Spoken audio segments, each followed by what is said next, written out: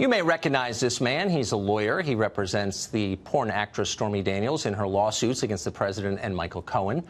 But in the last 6 months, he has become famous in his own right. He's now one of the most consistent fixtures on cable news in this country. He's appeared on CNN and MSNBC literally hundreds of times, but he's moving beyond being a mere television celebrity. He's now talking about running for office for president. He's released his positions on major issues. He's traveled to Iowa and New Hampshire and Michigan and Ohio. He seems serious about it. We've invited him on the show many times to talk about his plans, but he's always declined until tonight. He's now agreed to appear on our set, provided we give him time to state his case, and we're, of course, happy to do that. In the past, he's also demanded that we stop referring to him by a certain unflattering nickname. And we haven't agreed to that demand, but tonight, as a gesture of goodwill, we will not use that nickname, because we're always grateful when guests are brave enough to show up in person, including in this case. And he joins us now. Thanks a lot for coming on. So, I mean, we could sit and hurl insults at each other for the segment. Already done that. I've certainly insulted you. You've insulted me. But you seem smart. So let me take you seriously as someone who wants to be involved in the public conversation and ask you about things that you have said on questions of policy to flesh them out a little bit. So this is you at a rally in July. I think it was the day after the president spoke with Vladimir Putin in Helsinki. And you were addressing a rally. And here's what you said. Watch. What Vladimir Putin and Russia did to this country in connection with the 2016 election is no different than if they had placed 100,000 troops on our border. This was an invasion. It was an electronic invasion. It used hackers and tweeters to elect this president. So if Russia had 100,000 troops on our border, I mean, that would be an act of war, a profound provocation. What would be the rational response to that if you really felt the threat was that profound? If you were president, how would you respond to that? Well, Tucker, I understood that I was coming on your show tonight to talk about the case involving my client. Well, I didn't tell you that, and I'm happy to talk about the case. But I just played you a clip. Tucker, you got to stop. Tucker, you got to stop interrupting me, okay? Because one of the conditions of me coming on tonight was that you were not going to do what you do routinely to guests, which is talk over them and interrupt them. So just let me finish with my answer, okay? Let me finish with my answer. I said I'd give you a fair interview. I actually don't have an interest in squabbling with you at all or name calling. I've done a lot of that to you, and you've done it to me. No, but not to my face. I could, but what's the point? I want to take you seriously. I'm serious. Okay. So I just played a clip of what you said at a rally. You're traveling to states because you want to influence policy direction. Correct. I don't think it's unfair to ask you about something that you said. What's the question? And the question, let me restate it, is you said that Russia has done something that is equivalent to putting 100,000 troops on our border. That's an act of war. Correct. And I wonder two things. One, what you would do as president if that happened under your watch. And two, what do you think Russia thinks watching public figures like you say that we're at war with Russia? What effect do you think that has? Well, first of all, there's no question that Russia interfered with the 2016 election in a very serious way. The only question is, what was the involvement in Donald Trump or by Donald Trump and his cronies in the process? Okay. And that's what Bob Mueller's in the process of getting to the bottom of. But how should we as a country respond? There you go, interrupting me again. Okay. So how should we respond? Yes, I asked you 3 times. We should respond with the absolute force of the law. We should be doing everything in our power to bring those individuals to justice, those individuals that are also in Russia. And let me tell you what we should not be doing. We should not be standing shoulder to shoulder with Vladimir Putin and choosing Russia over the hardworking men and women of the intelligence community that risk their lives for this country. So the president has sold out the United States for the benefit of Putin. So the administration announced today a new round of even tougher sanctions against Russia. Do you support that? I think it's a start, but I don't think it's what would be the end? I don't think it's a step in the right direction. I don't think the president has shown any leadership relating sanctions to Vladimir, are not a step in the right direction? No, I said it's a step, but it's not enough. Okay. I believe that President Trump should demand the extradition of each and every individual in Russia that Bob Mueller and others believe were responsible for the election meddling in 2016. Okay, so I think a number of people have been charged. Okay, that's a start. I think that's a but start. What's the, I mean, if you really believe that it's the same as 100,000, what I'm saying is you're using reckless rhetoric on a subject you don't really understand that increases the temperature between the United States and a nuclear-armed adversary. Is that a responsible thing to do? I think under the circumstances circumstances, I stand by my words, and I think for you to that it's 100,000 troops on the border. I think for you to lecture me about reckless rhetoric is rather ironic, Tucker, in light of some of the reckless rhetoric that you engage in each and every day on this show. Reckless rhetoric. Okay. So you've said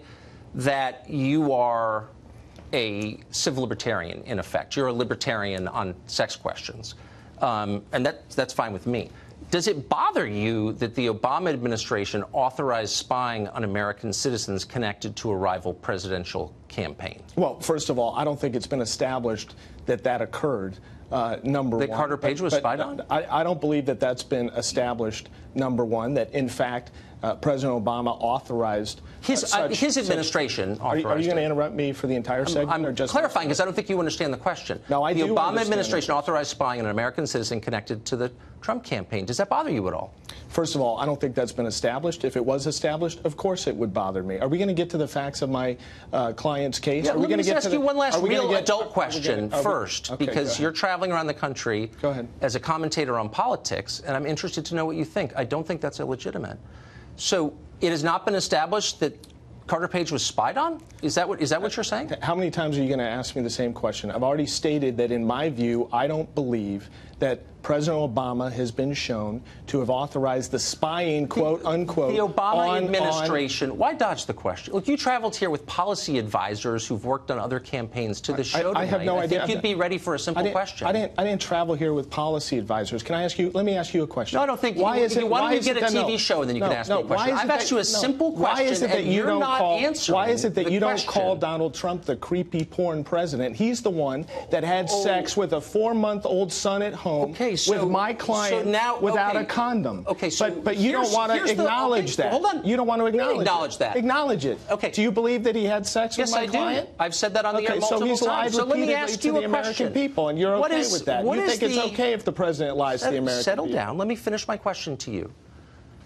What is the crime, the harm, the injury to your client by Donald Trump? As far as I understand, this was a consensual sexual relationship, and yes, I believe it occurred. I don't know that, but it seems like it did. I'm willing to believe that it did. But it seemed consensual, and then she was paid at the end of it. And yet you... And by the way, I'm not attacking Stormy Daniels. I feel sorry for her. I feel she's being exploited. You've attacked her for 6 months. I feel that you and others are exploiting her. So I feel bad for her. But I'm wondering what the injury is to her. I think you demean her repeatedly. And really? I think you're a hypocrite. So let me ask you what the injury... You want to talk about the case. I'm asking you the core question in the case. What is the injury to Stormy Daniels? The injury is that the agreement that was entered into was not adhered to by Michael Cohen and Donald Trump. They did not fulfill their end of the bargain. Now, do you want to talk about the injury to the American people, the lies and the lying. So you believe no, but you just went off on this moral lecture about how it was wrong for the president to have an adulterous affair, and I would agree with that.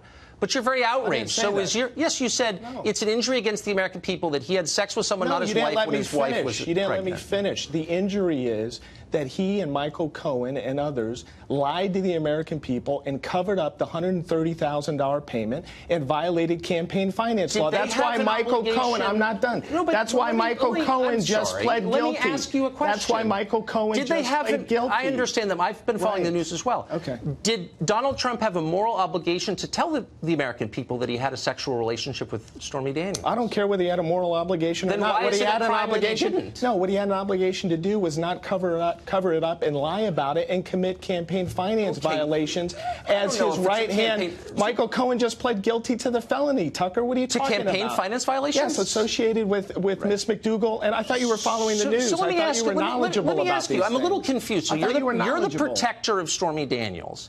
Stormy Daniels is right now working in strip clubs in little towns on stage. People are throwing things at her. You're wearing a $1,000 suit. Why are you not paying her? You've profited from Stormy Daniels. You've done tens of millions of dollars worth of free media on the basis of your relationship with her, and she's working in strip clubs. You're exploiting her, and you know that. Why aren't you paying her some of what you're making? Sir, this is absurd. It's not absurd. Those are the facts. No, you don't know the facts, as evidenced by the fact that Is she working in strip clubs? Are you going to continue to interrupt me, or are you going to let me finish? I do know the facts, actually. No, you don't, because you just demonstrated your ignorance, because you didn't even know Michael Cohen pled to 2 felonies associated with the campaign finance violations. I don't believe that what Cohen did, and I'm not defending Cohen, I never have, was a campaign finance violation. I think it's absurd. I think it's absurd. He pled guilty to 2 felonies. Okay, so everyone who pleads, look, this is a stupid. We have an honest disagreement. I don't think it was a campaign finance violation. Stormy Daniels was to perform in Richmond in a depressing strip club. This hero that you say you're protecting, you're her protector. Why is she working in seedy strip clubs while you're on television wearing expensive suits? Why are you not exploiting her? Why is she doing that? Because she wants to, Tucker. And she wants to. This is America. This is America. And guess what? If a woman wants to perform in a strip club, she does so. But you're getting rich. Even though people, I'm not getting rich. Even though people like you, demean her. I'm not demeaning her. You're the one who's profiting. You're the one that refers to her consistently as a porn star, and as to me as a creepy porn lawyer. And meanwhile, you give the president. Meanwhile, you give the president a pass who had unprotected sex with the porn star with a 4-month-old son at home. Well, you are a moralizer for a guy who does what you do. No, You are a little moralizer. You're like, we're in church now with a 4-month-old son. Okay, I'm officially shocked by Donald Trump's behavior. I had no idea. It blew my mind.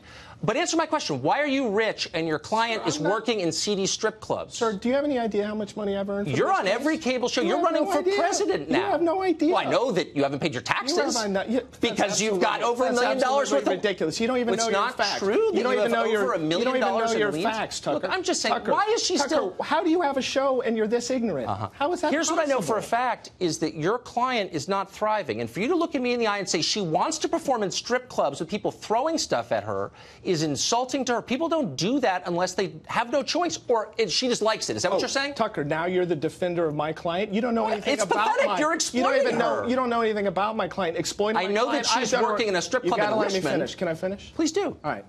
I've done a remarkable job for my client, and she'll be the first one to tell you that. And had you listened to any of her interviews or seen any of her comments, you would know exactly what she thinks of me. I'm not done. I am not exploiting my client. I'm representing my client to the absolute. So when she wants to get your legal advice, does she have to pretend to be a booker from CNN to get through to you? You know, that's disgusting. Why don't you show some respect? What's disgusting is why don't you show some thriving respect to my client and me and stop calling us a porn star and a creepy porn lawyer? If you've got that big a problem with porn, do you have that big a problem with porn? I'm not making fun of. When's the last time? When's the last time you saw porn? Oh, you busted me. Actually, maybe humiliation porn. That's why I watch you on CNN. No, but when's the last time you? When's the last time you viewed porn? You're a little creepier even than I realized. Do you have a problem with porn? You're dodging the question that I have asked you repeatedly. Let me ask you a question. Do you believe that people that view porn should watch your show? I'm not even sure what that question means, but I will say this, sincerely, that I have never attacked Stormy Daniels. Yes, you have, repeatedly. I think you are exploiting her, as I've said 5 times, and you haven't answered the question, which is, why is it that her life has stalled, and your life has, you're planning a new career as a politician, and like so many lawyers, you were taking advantage of her. And you pose as a feminist hero because you are shameless, and the other channels let you get away with it. But you're an exploiter of a woman, and you should be ashamed of it. And you're that is my. That is. No, are you going to let me finish? Let me respond? We're out of time, and I give you more time. Hypocrite. More time than I promised you. You don't know what you're talking about. But it is nice to see you. Yet again.